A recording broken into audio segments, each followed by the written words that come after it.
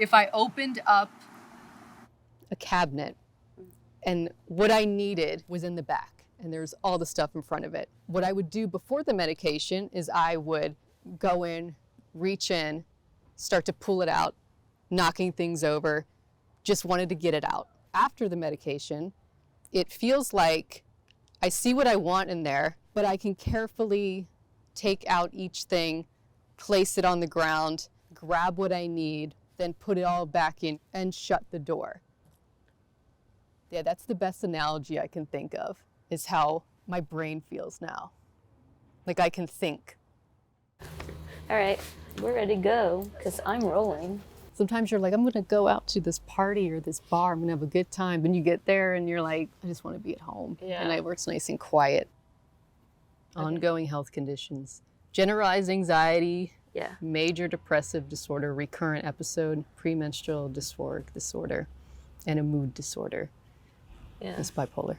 I think everybody's different. I have bipolar type 2, which is hypomanic episodes up and down, up and down. And they're not super bad. I can still function. Right there. Working on this one. I get obsessed over things. I do them for me. Other people get them. The best way I work is a mess. It's almost like it adds to the brain in a good way. It's like overwhelming in a good way. A collage board of ideas, and it helps me.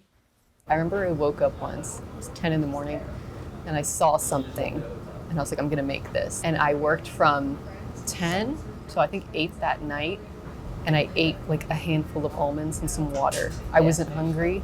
I worked, and it looked great. And then I went to bed, and the next morning I didn't do anything for like a week.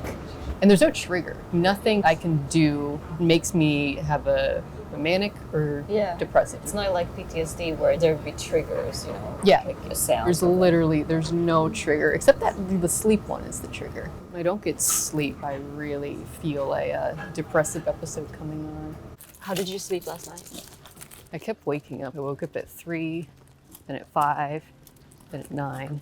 Sometimes I get like that. So what happens when you have bipolar and you don't get enough sleep? Oh, you just wake up and you want to die. All you can think about is when you're going to go back to bed. And it's all you think about all day. It doesn't feel like just tired. It's something completely different. The feeling you get from it. When I took the mood stabilizer, immediately made me not want to sleep in. I thought it was a fluke, but then it kept happening every morning. And I had that realization that it is a chemical that was keeping me asleep and unable to wake up, stuck in bed. It made me really happy. Yeah. I wanted to scream at all the people that have called me lazy over the years. Yeah. And just feel like I've been sick.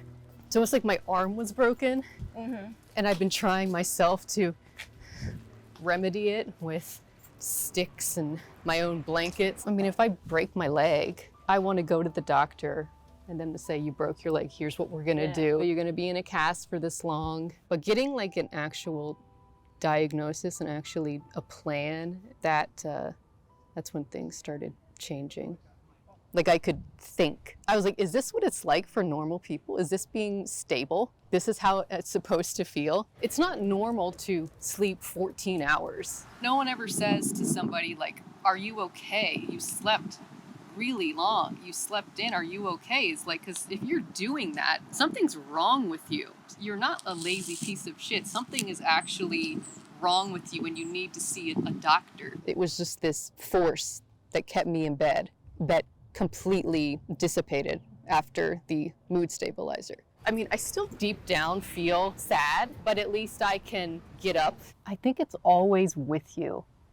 Yeah. Because I don't expect to be completely healed ever. It's just always going to be there. It's kind of like my friend that's there. And I go, today's not a good day, and I acknowledge it, and then I try to get myself out of it. I try to do positive things. I mean, low episodes are so much easier to deal with now, and I can get out of them a lot quicker. What would you say to people who are like, oh, just get over it? When people say, pick yourself up by your bootstraps, you can't pick yourself up by your bootstraps if you're wearing clogs. And they just go, you just gotta fight through it. And I'm like, I was fighting so hard. When I was the most physically fit I've ever been in my life was when I felt the worst. My body felt good. but my brain just wouldn't. It wasn't anything I could avoid. I used to take Adderall. If it did kind of get me going and wake me up, it made you focus on things that you didn't need to be focusing on. It gave me nothing that like a strong cup of coffee couldn't do. If you're gonna self-medicate, then you might as well medicate for real. See, that's the thing about what I take now, is it really helps you sort out your brain and not freak out about such mundane things. One time I was really bad and my light bulb went out and I had to go walk down the street just down where we were. And it felt like I was climbing up a mountain, and then there was an earthquake, and then people were pushing me off the mountain, and I keep having to climb up, and then there were holes in the ground, and I had to get, and it was just like to get a light bulb. And then you just sleep because you need it. Everyone's calling you a lazy piece of shit. Then they tell the family, then the family is like, oh, she's a lazy piece of shit. She sleeps till this time. And she, yeah, sorry. Makes me emotional talking about that. It's still a problem for me, but it's a lot better than it was. It's not your business if somebody's talking shit about you behind your back. It's not your business. You can't do anything about it. Yeah. And then sometimes you don't even need to defend yourself. Yeah. Yeah.